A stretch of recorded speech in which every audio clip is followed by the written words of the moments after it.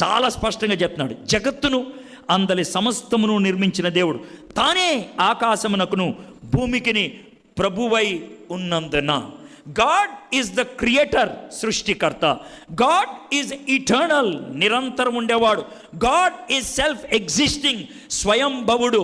God is uncreated, దేవుణ్ణి ఎవడు సృష్టించలేదు. గాడ్ ఈజ్ ద గవర్నర్, దేవుడు ప్రభు అయి ఉన్నాడు. God is controlling the whole world, ప్రపంచమంతటిని కూడా ఆయన నియంత్రిస్తూ ఉన్నాడు. ప్రపంచమంతటిని తన అధీనములో పెట్టుకొని ఉన్నాడు. దేవుడు అంటే అదిరా, దేవుడు అంటే అది. కాబట్టి ఇప్పుడు చూడండి, కాబట్టి ప్రభు అయి ఉన్నందున, నందున అంటే ఆయన అలాంటోడు కాబట్టి హస్తకృతములైన ఆలయముల్లో నివసింపడు. కంక్లూషన్, హస్తకృతములైన ఆలయములో నివసించడం అంటే దేవుడు ఒక ప్రదేశానికి పరిమితం కాదు. మై ఫ్రెండ్స్, ముస్లింలకి పవిత్ర స్థలాలు ఉన్నాయి, హిందువులకి పవిత్ర స్థలాలు ఉన్నాయి, బౌద్ధులకి పవిత్ర స్థలాలు ఉన్నాయి, సిక్కులకి పవిత్ర స్థలాలు ఉన్నాయి. పవిత్ర స్థలాలు లేని ఒకే ఒక్క జాతి క్రైస్తవ జాతి. మనకు లేదు పవిత్ర స్థలాలు. మనం అంత అపవిత్రులమా? కాదు. వాళ్ళకి పవిత్రం అపవిత్రం అనే తేడా ఉంది. మనక ఏదైనా పవిత్రమే. ఎందుకంటే దేవుడు ఒక చోట ఇమిడేవాడు కాదు, దేవుడు ఒక చోట ఇరుక్కుపోయేవాడు కాదు, దేవుడు ఒక ప్రదేశానికి పరిమితమైన వాడు కాదు. దేవుడు సర్వవ్యామి. దేవుడు సర్వవ్యామి కాకపోతే విశ్వమంతటిని ఆయన కంట్రోల్ చేయలేడు. కాబట్టి ఆయన విశ్వమంతా కూడా ఉన్నాడు. ఆయన స్తంభములో లేడు, మైకులో లేడు, దేవుడు ఎక్కడున్నాడు. ఏడబ్ల్యూ టోజర్ దేవుని యొక్క సర్వవ్యామి అనే దాన్ని వర్ణించడానికి ఈ విధంగా అన్నాడు. చేప నువ్వు నేను అయితే దేవుని యొక్క సన్నిధి సముద్రం అన్నాడు. సముద్రం బయట చేప బతుకుద్దా? బతకదు. దేవుని వెలుపల మనం ఉండగలమా? ఉండలేము. God is everywhere. నేను చేప అయితే నా దేవుడు సముద్రం, నేను పక్షి అయితే నా దేవుడు గాలి. గాలి లేని చోట పక్షి ఉంటుందా? ఉండలేదు. దేవుని లేని చోట ఉంటావా? ఉండవు. You cannot exist. దేవుడు తాను ఆ విధంగా ఆవరించి ఉన్నాడు. దేవుడు సర్వవ్యామి. If he is not omnipresent, he cannot have control over the whole universe. విశ్వం మీద ఆయన అధీనం ఉండదు. అంతేకాదు, హీ ఈజ్ ఆల్ మైటీ, సర్వశక్తిమంతుడు. సమస్తాన్ని కూడా ఆయన అదుపులో పెట్టగలడు. సముద్రాన్ని మాటతో నిమ్మళం చేయగలడు, మేఘాలని క్షణాల్లో తీసుకురాగలడు, పెను తుఫాన్ని ఆయన నిమిషంలో పుట్టించగలడు. భూమి కంపించేటట్లు ఆయన ఒక మాట అంటే చాలు. ఇవి నిజం, ఇవి నిజం, ఇవి నిజం. God is all mighty. అందుకనే దేవుడు హస్తకృతములైన ఆలయముల్లో నివసించడు. ఈ ఒక్క వచనం ద్వారా ఎన్ని విషయాలు నేర్చుకున్నాం? దేవుడు సృష్టింపబడినవాడు, దేవుడు నిరంతరము ఉండేవాడు, దేవుడు స్వయంగా ఉనికిలో ఉండేవాడు, దేవుడు సమస్తాన్ని సృష్టించినటువంటి వాడు, దేవుడు సర్వం పైన ఆయన ప్రభుత్వం చెలాయించేటువంటి వాడు, దేవుడు సర్వవ్యామి. కాబట్టి చర్చిలోకి వచ్చి ఇక్కడే దేవుడున్నాడు అని అనుకుంటే ఎంత పొరపాటు, ఎంత పొరపాటు. ఒకసారి ఒక చర్చిలో ఇదే విషయాన్ని ఇలా మాట్లాడుతూ ఉన్నా. ఈ అంశం కాదనుకోండి, వేరే. దేవుడు సర్వవ్యామి చర్చిలో కూడా ఉంటాడు అని అంటే అతడు వాదించడం మొదలుపెట్టాడు.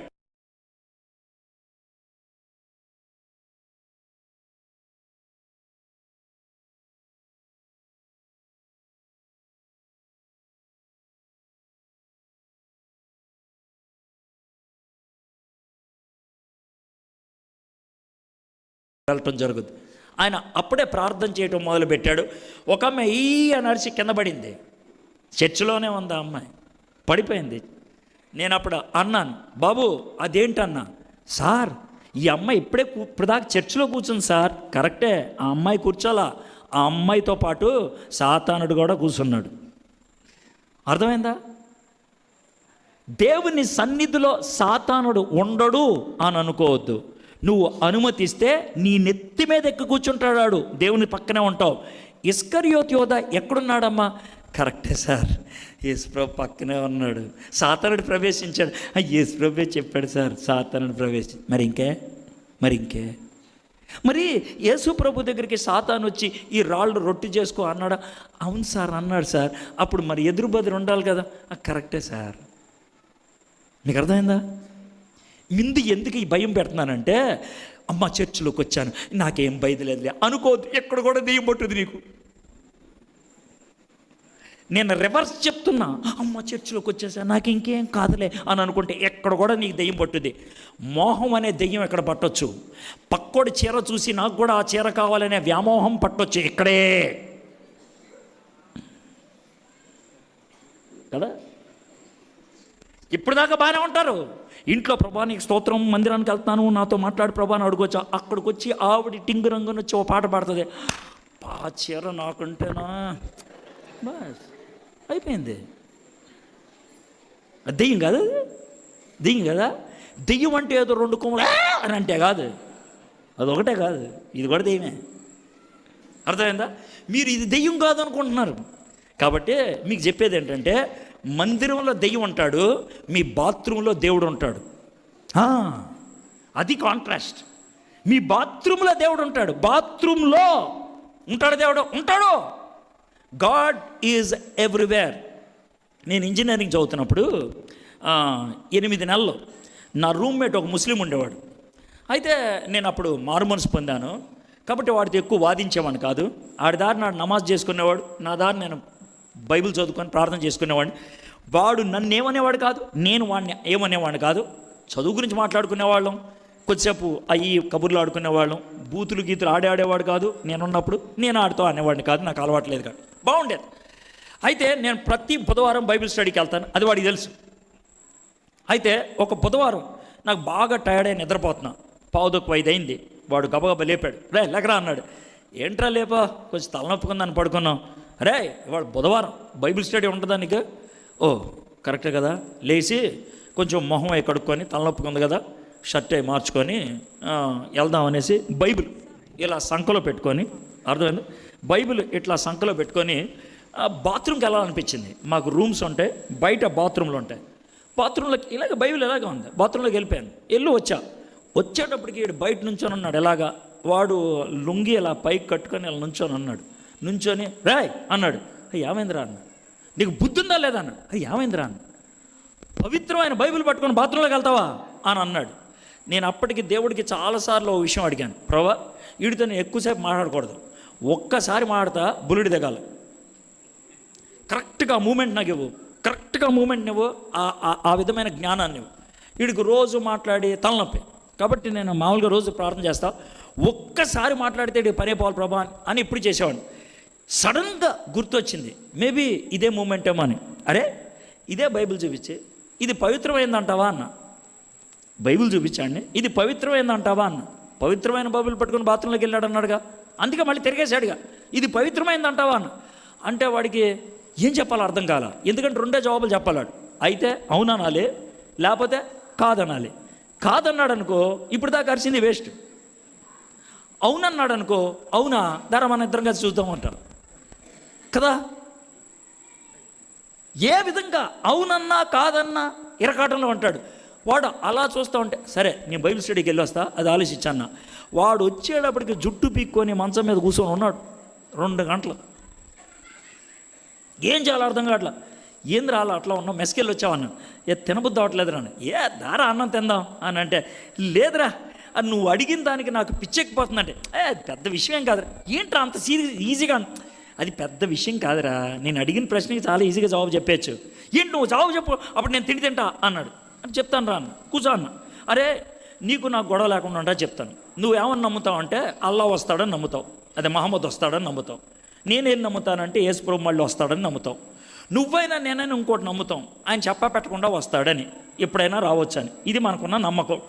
ఒకవేళ నువ్వు స్నానం చేయడానికి బాత్రూంలోకి వెళ్ళి సబ్బు రాసుకున్నావురా, అప్పుడే దేవుడు వచ్చాడు అనుకో, వీడు సబ్బు రాసుకున్నాడు వదిలేసి వెళ్ళిపోతాడా? ఊరిని అడుగుతున్నా. అప్పుడే టాయిలెట్ కూర్చున్నావు, నువ్వు కడుక్కోలేదు ఇంకా, అప్పుడే దేవుడు వచ్చాడు అనుకో, దేవుడు ముందు చెప్పడు కదా, నేను వస్తున్నాను కడుక్కోండి అని చెప్పడు కదా. వచ్చాడు అనుకో, నీ పరిస్థితి ఏంటి, నీ పరిస్థితి ఏంట్రా అన్న అంటే వాడికి ఏం చెప్పాలో అర్థం కాల. అరే కరెక్టేరా, అరే ఒక మాట చెప్తాను రా, పరిశుభ్రతకి పరిశుద్ధతకి తేడా ఉందిరా. పరిశుభ్రత శరీరానికి సంబంధించింది, పరిశుద్ధత హృదయానికి సంబంధించింది. దేవుడు కోరుకునేది పరిశుద్ధత. పరిశుభ్రత నేను వేస్ట్ అని అట్లా, అది తర్వాత దేవుడు కోరుకునేది పరిశుద్ధత.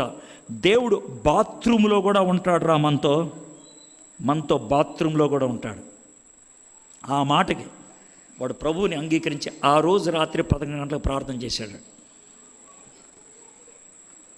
ఈ ఒక్క సెంటెన్స్ జగత్తును అందలి సమస్తమును నిర్మించిన దేవుడు తానే ఆకాశమునకును భూమికి నీ ప్రభు అయి ఉన్నందున హస్తకృతములైన ఆలయముల్లో నివసింపడు. ఎంత గంభీరమైందో ఆలోచించాడు. ఇప్పుడు 2వ వచనానికి మనం వద్దాం. ఆయన అందరికీ జీవమును ఊపిరిని సమస్తమును దయచేవాడు గనుక మనకి ఏదైనాను కొదువ ఉన్నట్లు మనుష్యుల చేతులతో సేవింపబడువాడు కాడు. ఆయన అందరికీ జీవమును ఊపిరిని సమస్తమును దయచేవాడు గనుక తనకు ఏదైనాను కొదువ ఉన్నట్లు మనుష్యుల చేతులతో సేవింపబడువాడు కాదు. 24వ వచనంలో సృష్టికర్త, నిత్యుడు, స్వయంగా ఉనికిలో ఉండేటువంటి వాడు, సర్వశక్తిమంతుడు, సర్వవ్యామి, సమస్తాన్ని సృష్టించినటువంటి వాడి, సమస్తానికి ప్రభు అయినవాడు కాబట్టి ఒక గదిలో ఉండేవాడు కాదు. అది మొదటి దానికి కంక్లూషన్.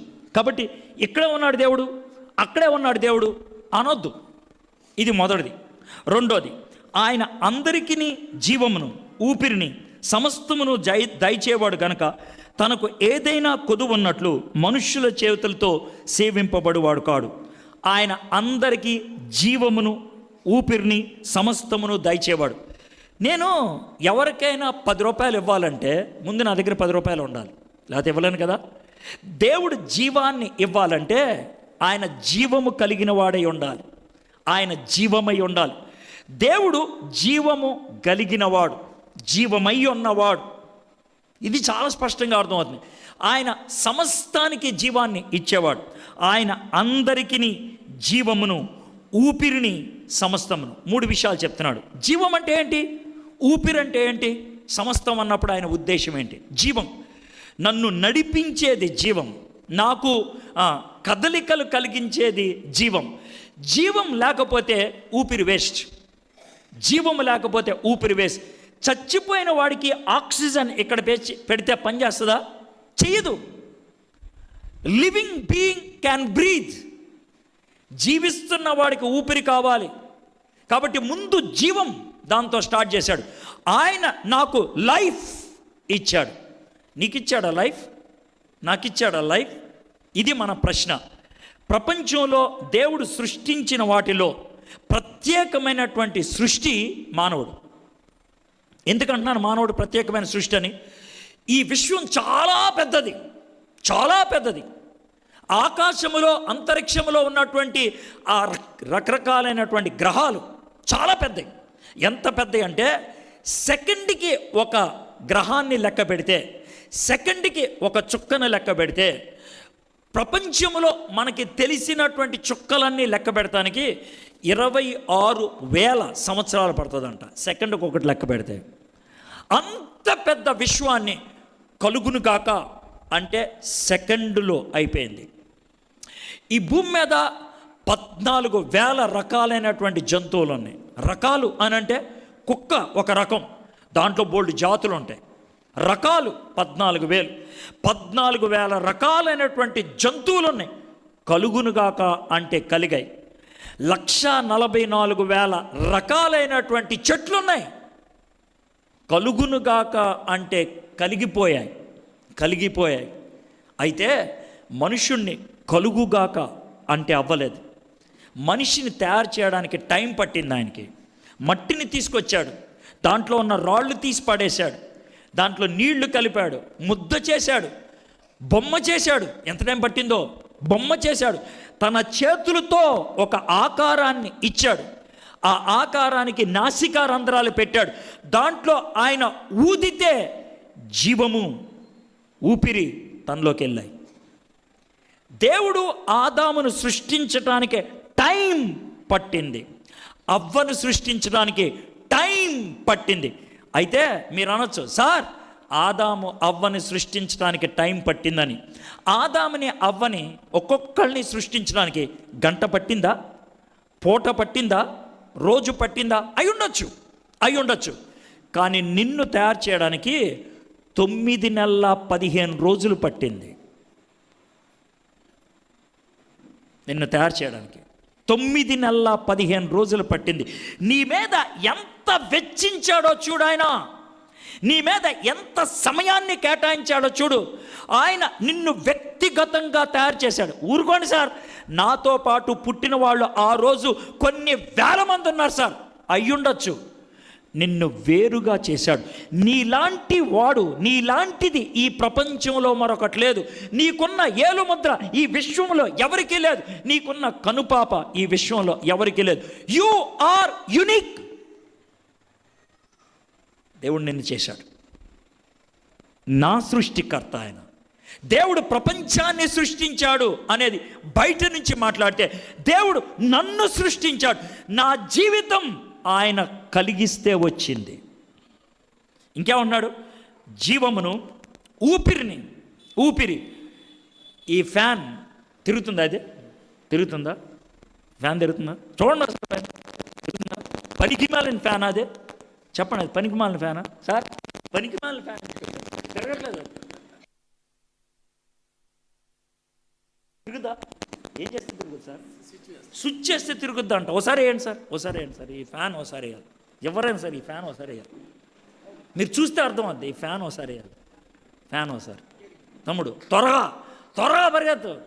కరెక్ట్గా ఒక్క స్విచ్ నొక్కితే ఎలగాలి, లేకపోతే నువ్వు వేస్ట్ కాడని అర్థం. రెండో స్విచ్ నొక్కితే అవుట్. వెరీ గుడ్, సూపర్, ఆపే. ఆయన దేవుడు. దేనికో తెలుసా? నో, ఆయన దేవుడు. దేనికో తెలుసా? ఈ ఫ్యాన్కే నొక్కితే తిరిగింది, నొక్కితే ఆగిపోయింది. నీ ఊపిరి దేవుడు నొక్కితే స్టార్ట్ అయింది, ఆయన నొక్కితే ఆగిపోద్ది. అర్థమైంది మీకే? ఆయన చేతుల్లో ఉంది బటన్.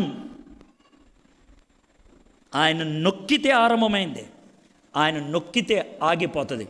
అయితే ఈ ఫ్యాన్ తిరిగితే మీకేమొచ్చింది? గాలి వచ్చింది. నువ్వు ఊపిరి పీలిస్తే ఏమైందో తెలుసా? ఒక మోటార్ పనిచేయటం మొదలుపెట్టింది. ఒక మోటార్. ఆ మోటార్నే మనం గుండెకాయ అంటాం. గుండెకాయ. పొలములో మోటార్ గంట నడుచుద్ది, 2 గంటలు నడుచుద్ది, 5 గంటలు నడుచుద్ది, రాత్రంతా నడుచుద్ది. ఆ తర్వాత మోటార్ని ఏం చేయాలి? ఆపేయాలి. లేకపోతే ఏమవుద్ది? కాలిపోతుంది. మీకు విషయం తెలుసా? మీ గుండె అనే మోటార్ నువ్వు పుట్టినప్పటి నుంచి ఇప్పుడు దాకా ఆగలేదు. సార్ ఆ మోటార్ ఇది ఒకటేనా? ఒకటే. మోటార్ చేసే పని ఒకటే. భూమిలో ఉన్న నీళ్ళు అని లాగుద్ది, ఆ తర్వాత అని తోసుద్ది. నా గుండెకాయ కూడా దయ చేస్తుంది. నా అరికాల దగ్గర ఉన్నటువంటి రక్తాన్ని కూడా అని లాగితే ఇక్కడికి వచ్చింది, శుద్ధీకరించింది. ఆ అంటే ఇక్కడికి వచ్చి ఆగుద్ది. అర్థమైందా? ఇది నా ఓవర్ హెడ్ ట్యాంకరు, ఇది నా సంపులోంచి రక్తాన్ని లాగుద్ది, ఓవర్ హెడ్ ట్యాంక్ మీదకి లేపుద్దది. నా గుండెకాయ ఆగలేదు, ఇప్పుడు దాకా ఆగలేదు. ఊపిరి యొక్క విలువ కోవిడ్ వచ్చిన తర్వాత బాగా తెలిసింది. ఆక్సిజన్ 95కి పడిపోయిందంట, 82కి పడిపోయిందంట, 60కి వచ్చిందంట. ఇక అవకాశాలు లేవంట. ఇప్పుడు అర్థమైంది ఊపిరి అంటే ఏంటో, ఊపిరి విలువేంటో అర్థమైంది. పౌలు భక్తుడు చెప్తున్నాడు, జీవాన్ని, ఊపిరిని, సమస్తాన్ని దేవుడు మనకి ఇవ్వకపోతే మనం తినలేం. ఊరుకోండి సార్, హోటల్లో ఇడ్లీ వండుతాడు, కొనుక్కొని తెచ్చుకోగలను, ఆయన ఇవ్వాలంటే. మీకు విషయం తెలుసా? ప్రపంచంలో 2 రకాలైన దరిద్రులు ఉంటారు. ప్రపంచంలో 2 రకాలైన దరిద్రులు ఉంటారు. ఎవరా దరిద్రులు అంటారు? మొదటి దరిద్రుడు మీకు బాగా తెలుసు ఏంటంటే, వాడికి విపరీతమైన ఆకలి ఉంటుంది, ఆడికి తినడానికి ఏం ఉండదు, ఆడి దరిద్రుడు. ఇంకొకటి తినడానికి బోల్డ్ ఉంటుంది, కానీ తినడానికి అవకాశం ఉండదు, ఆడు కూడా దరిద్రుడేగా. నీకు డయాబెటీస్ ఉన్నది, నీ ముందు బోల్డ్ స్వీట్లు పెడితే అనుకుంటావు అంతే. అది నా దరిద్రత, నేను తినలేను. అర్థమైందా? నోరు పొక్కుకుపోయింది, బయట గోంగూర మాంసం వండి కొబ్బరన్నం పెట్టారు, తినగలవా? తినలేవు. చిన్న విషయం, పొక్కింది అంతే. విటమిన్ సి రెబ్బాఫ్లోవిన్ వేసుకుంటే వచ్చేస్తుంది, అది లేదు. 2 రకాలైన దరిద్రులు ఉన్నారు. ఆ 2 దరిద్రతలు లేకుండా ఎక్కడున్నారంటే దేవుని కృప. సమస్తాన్ని ఇచ్చాడు. ఏమన్నాడు ఇప్పుడు? ఆయన అందరికీ జీవమును ఊపిరిని సమస్తమును దయచేవాడు గనుక తనకు ఏదైనా కొదువున్నట్లు మనుషుల చేతులతో సేవింపబడువాడు కాదు. మనం దేవుడి మీద ఆధారపడుతున్నాం, ప్రాణం కోసం, ఊపిరి కోసం, సమస్తం కోసం, అన్నిటి కోసం మనం దేవుడి మీద ఆధారపడుతున్నాం. కానీ దేవుడు మన మీద ఏమన్నా ఆధారపడుతున్నాడా? ఆయన స్వతంత్రుడు, మనము ఆధారపడేవాళ్ళం. ఆయన స్వతంత్రుడు, మనం ఆధారపడేవాళ్ళం. కాబట్టి గనుక మనము ఏదైనా కొదువు ఉన్నట్లు మనుష్యుల చేతులతో సేవింపబడువాడు కాడు. దేవుడికి నేను కానుక ఇవ్వకపోతే పని అవ్వదు, దేవుడికి నేను పరిచర్య చేయకపోతే పని అవ్వదు అని అనుకోవద్దు. మందిరానికి నేను వెళ్ళకపోతే దేవుడు ఫీల్ అవుతాడు అనుకోవద్దు. నువ్వు మందిరానికి వెళ్ళేది నీ కోసం, కానుకలేసేది నీ కోసం, పరిచర్య చేసేది నీ కోసం, అది నీ కోసం. దేవుడు నా మీద ఏం ఆధారపడట్లేదు, నేను దేవుడి మీద ఆధారపడుతున్నాను. ఈ వర్తమానం అందించేది దేవుడు. నన్ను ప్రేరేపిస్తాడు, దేవుడు నాకు సహాయం చేస్తాడు, దేవుడు నాకు జ్ఞానాన్ని ఇస్తాడు, దేవుడు నాకు సహాయం చేస్తాడు. ఈ వాక్యాన్ని అందించడం బట్టి లాభం పొందేది నేను దేవుడికి కలపాల్సింది ఏమీ లేదు, తీయగలిగేది ఏమీ లేదు. 25వ వచనం నుంచి, దేవుడు జీవము కలిగిన వాడు, దేవుడు జీవాన్ని ఇచ్చేవాడు, దేవుడు ఊపిరినిచ్చేవాడు, దేవుడు సమస్తాన్ని ఇచ్చేవాడు. దేవుడు మీద మనం ఆధారపడుతున్నాం. దేవుడు స్వతంత్రుడు కాబట్టి దేవుడు మన మీద ఆధారపడాడు. 7 విషయాలు.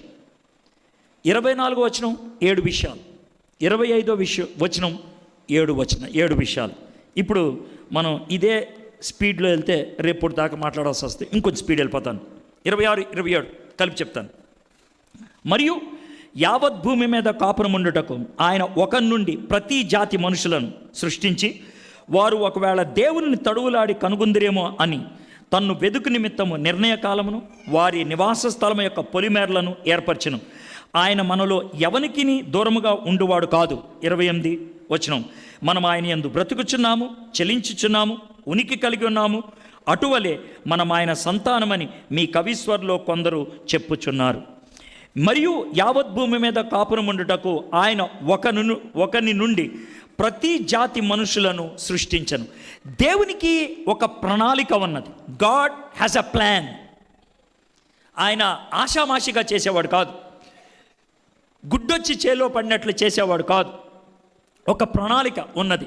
ఆ ప్రణాళిక ప్రకారం ఒక ఆదాముని, ఒక అవ్వని తయారు చేసి మనుషులందరూ కూడా వారిలోంచి వచ్చారు. కాబట్టి ఆయన ఉన్నాడు తెలుసా, వారు ప్రతి జాతి మనుషులను సృష్టించి, జాతులు మనం సృష్టించుకున్నాయి, కులాలు మనం సృష్టించుకున్నాయి, ఇవి మనం సృష్టించుకున్నాయి.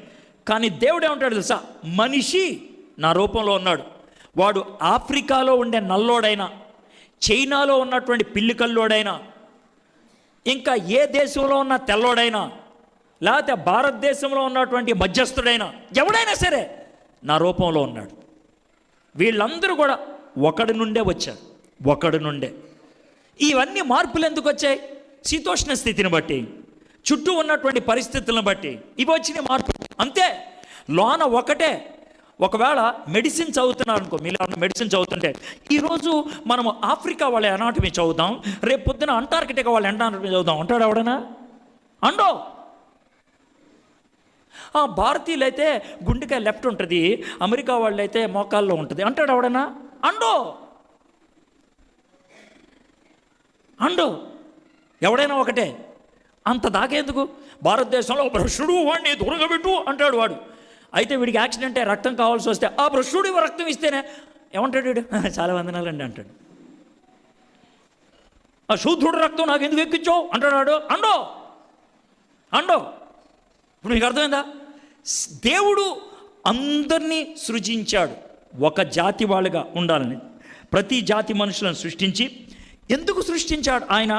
ఒకవేళ దేవుని తడువులాడి కనుగొందిరేమో. గాడ్స్ పర్పస్, దేవుని ఉద్దేశం ఏంటి తెలుసా? మనము దేవుణ్ణి తెలుసుకోవాలి. అది ఆయన యొక్క కోరిక. మనం తెలుసుకోవడానికి ఆయన చేయగలిగేది అన్నీ చేశాడు. ఆయన ఏమంటాడు తెలుసా? వెసులుబాటు కల్పిస్తాను, అవకాశాలు కల్పిస్తాను. నువ్వు ఎక్కడ పుడితే, ఎవరికి పుడితే, ఎప్పుడు పుడితే నువ్వు నన్ను తెలుసుకుంటావో అవన్నీ కల్పిస్తాను. ఈరోజు ఇక్కడ కూర్చొని వినేవాళ్ళైనా, లైవ్లో వినేవాళ్ళైనా, ఈ టైంలో, ఈ పరిస్థితుల్లో నువ్వు ఎందుకు పుట్టావు, ఈ మాటలు నువ్వు ఎందుకు వింటున్నావు, తెలుగు జాతి మనిషివి ఎందుకయ్యావు, నా వర్తమానం ఎందుకుంటున్నావు, ఇట్ ఈస్ గాడ్స్ ప్లాన్. దేవుని ప్రణాళిక. తాను చేయగలిగేది తాను చేశాడు. అదిగో ఎడ్వర్డ్ అనే ఒక గాడిదని పంపించాను. వాడు మాట్లాడుతున్నాడుగా, 2022లో నువ్వు ఎదిగిన మనిషిగా నిన్ను చేశాను, ఈ మీటింగ్ పెట్టించాను, ఈ కుర్చీ వేశాను, ఇంట్లో కూర్చోబెట్టాను, ఇంటర్నెట్ నీకు ఇచ్చాను, స్క్రీన్ మీద చూస్తున్నావు, ఈ మాటలు వింటున్నావు, so that you could know me, నన్ను తెలుసుకోవాలని. దేవుడు బలవంతంగా మనం తెలుసుకునేటట్లు చేయకూడదా? చెయ్యుడు. ఏ, నీకు జంతువులకి తేడా ఉంది. జంతువుకి స్వేచ్ఛ లేదు, నీకుంది. జంతువుకి బుద్ధి జ్ఞానం లేదు, నీకుంది. జంతువుకి సృజనాత్మకత, కొత్తగా తయారు చేసుకునేది లేదు, నీకుంది. దేర్ఫోర్ ఏమంటాడు తెలుసా? నేను నిన్ను బలవంతం చేయను, నీకు గుణం పెట్టాను, ప్రేమించే గుణం. ప్రేమ స్వేచ్ఛాపూరితంగా ఉండాలి. బలవంతంగా ఉంటే దాన్ని రేప్ అంటారు. నేను రేప్ చేసేవాడిని కాదు. ఐ లవ్ యూ, నేను నిన్ను ప్రేమిస్తాను. ఆ స్వేచ్ఛలోనే ఉండాలి. కాబట్టి నీకు అన్ని విధాల అనుమతిస్తాను, నీ జీవితంలో అది జరగాలి. తన్ను వెదుకు నిమిత్తము నిర్ణయ కాలమును, అంటే ఎప్పుడు పుట్టాలి, వారి నివాస స్థలము యొక్క పొలిమేర్లను ఎక్కడుండాలి ఏర్పరచను. నువ్వు ఎవరికి పుట్టాలి, ఎప్పుడు పుట్టాలి, ఎక్కడ పుట్టాలి, దేవుడు నిన్ను అడగల. నువ్వు పుట్టకముందు నీ దగ్గరకు వచ్చి, అమ్మా నువ్వు ఎక్కడ పుడితే బాగుంటుంది, అడ్డాల పాలెం బాగుంటుంది అని అడగలేదు నువ్వు. ఒకవేళ నీకే అవకాశం వస్తే అడ్డాల పాలెం ఎందుకంటావు? అమెరికా ఉండేదానివి. డౌట్ లేదు, అడగలేదు దేవుడు నిన్ను. అందుకే అది ఆయన సార్వభౌమ చిత్తం. It is his sovereign will. ఎప్పుడు, ఎక్కడ, ఎవరికి పుట్టాలి అనేది ఆయన చిత్తం. నువ్వు ఆయన్ని తెలుసుకోవాలి అనేది ఆయన ఇష్టం. ఎవరికి పుట్టాలి ఆయన చిత్తం, నువ్వు తెలుసుకోవాలి అనేది ఆయన ఇష్టం. తెలుసుకుంటే ఆయనకి కలిగేది ఆనందం. వారి యొక్క ఏర్పరచనం. ఆయన మనలో ఎవరికి దూరముగా ఉండువాడు కాదు. మనం ఆయన యందు బ్రతుకుచున్నామని, చెల్లించుచున్నామని, ఉరికి కలిగి ఉన్నామని, అటువలే మనం ఆయన సంతానమని మీ కవీశ్వరులలో కొందరు చెప్పుచున్నారు.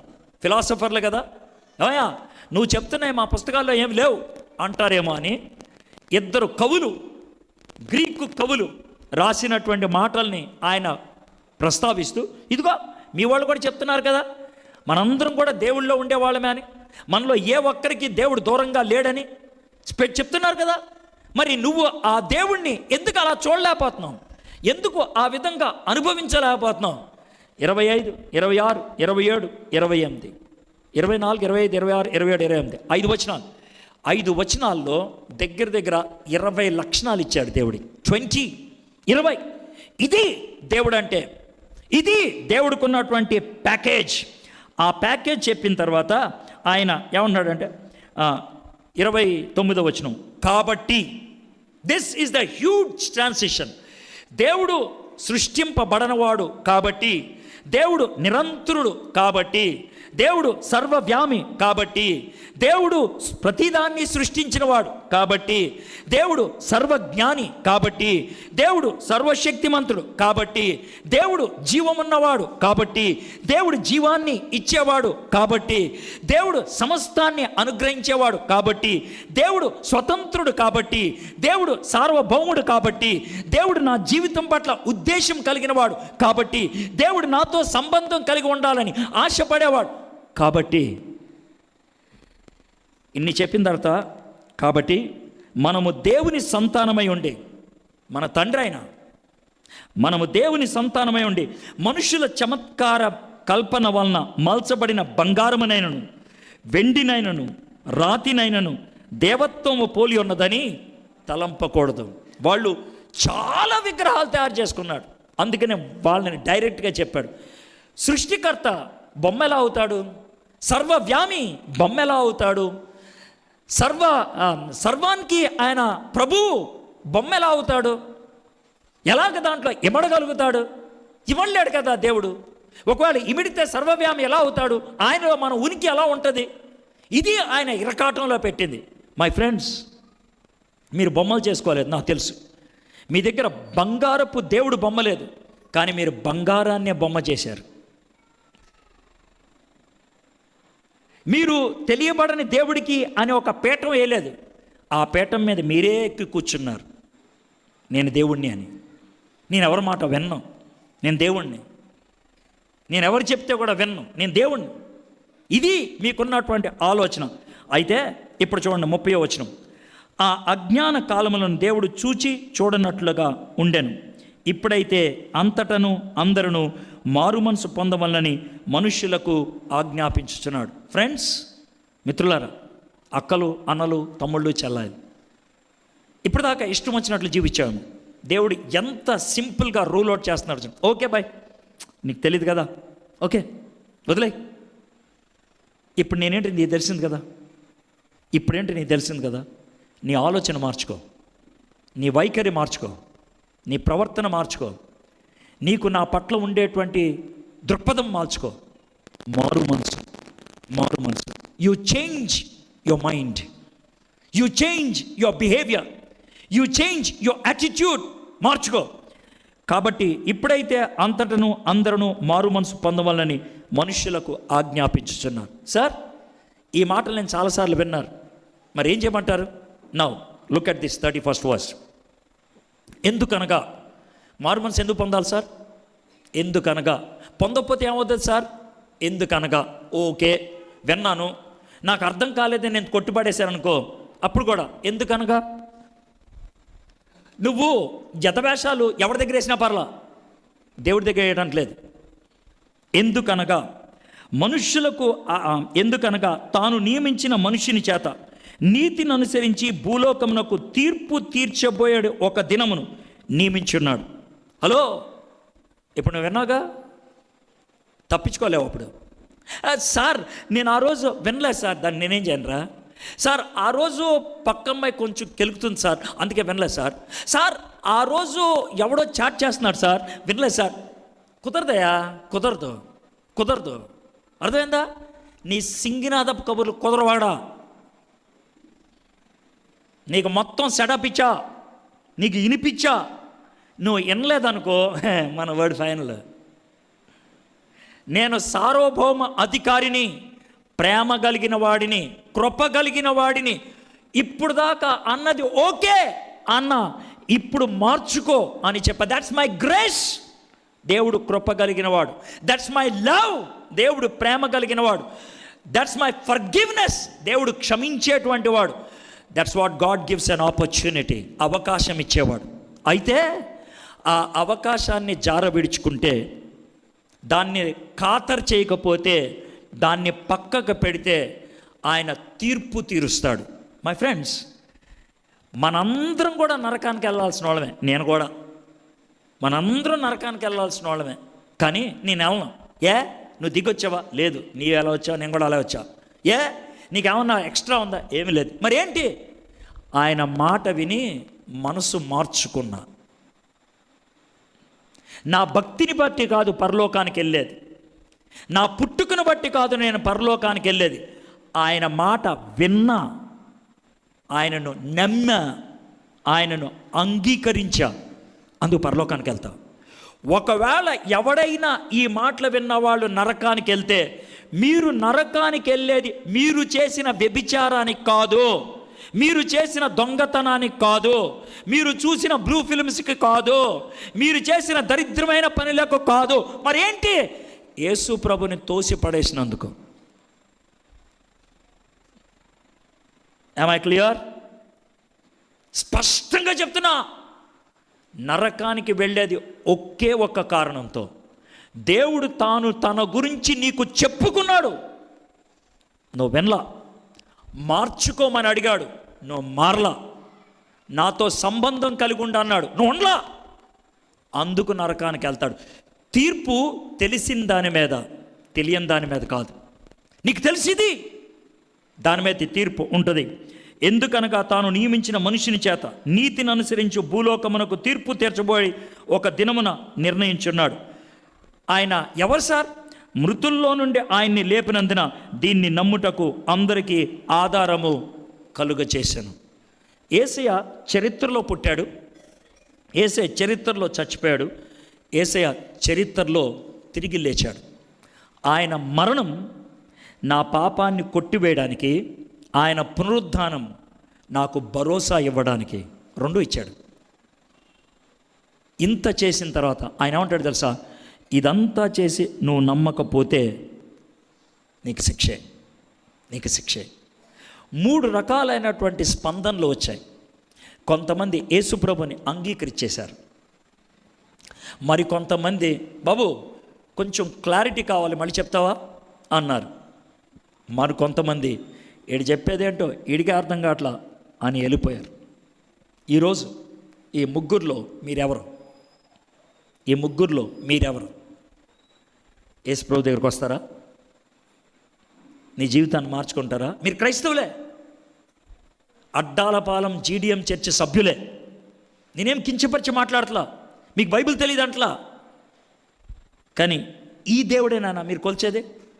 20 గుణగణాలు చెప్పాను, ఆ దేవుడేనా? ఆ దేవుడు కాకపోతే మీరు సొంత విగ్రహాన్ని తయారు చేసుకున్నారు. యేసు ప్రభు దగ్గరికి వచ్చి మీ జీవితాన్ని ఆయనకు సమర్పించారా? ఆయన దగ్గర మీ పాపాన్ని ఒప్పుకున్నారా? ఒకవేళ లేకపోతే తీర్పే, యేసుక్రీస్తే తీర్పు తీరుస్తాడు. యేసుక్రీస్తుని ఇప్పుడు అంగీకరిస్తే రక్షకుడు, ఇప్పుడు అంగీకరించకపోతే శిక్షకుడు. క్లియర్? క్లియర్? గొంతుకులో ప్రాణం ఉన్నప్పుడు చేసేయాలి, లేకపోతే లేదు. ఇందాక ఒక కుర్రోడు నా దగ్గరికి వచ్చాడు, డీటెయిల్స్ వద్దులే. వచ్చి అన్నా ఒక ఆయన ఉన్నాడు, 90 ఏళ్ళు ఎంత వచ్చినాయి అంటే ఆయనకి స్పృహలో లేడు. పిల్లలందరికీ కూడా టెన్షన్, అన్న ఈయన స్పృహలో లేడు, ఈయన సువార్త చెప్పడం ఎలాగన్నా అని.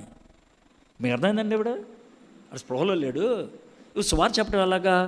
ఇప్పుడు వీడు సువార్త చెప్పకపోతే పరలోకంకి వెళ్తాడా అని అడుగుతున్నారు. ఇప్పుడు అర్థమైంది మీకు? ఇప్పుడు మీలో కొంతమందికి ఇప్పటికే నవ్వు వచ్చేస్తుంది. ఎందుకు వస్తుందో నాకు అర్థమైపోయింది.